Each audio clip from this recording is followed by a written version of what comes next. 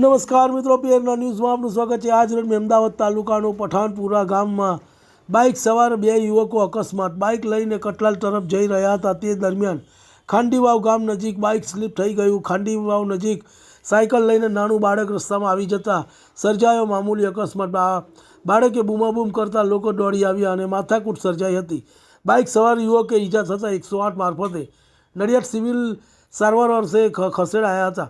Kathlal police સ્ટેશનમાં ફરિયાદ તજવીજ હાથ ધરાઈ હતી। ઇજાગ્રસ્ત અને અન્ય દ્વારા ગ્રામજનો દ્વારા હુમલો કરાયાનો આક્ષેપ લગાયો હતો। રિપોર્ટ રવિ સાતુ લિંબાસી।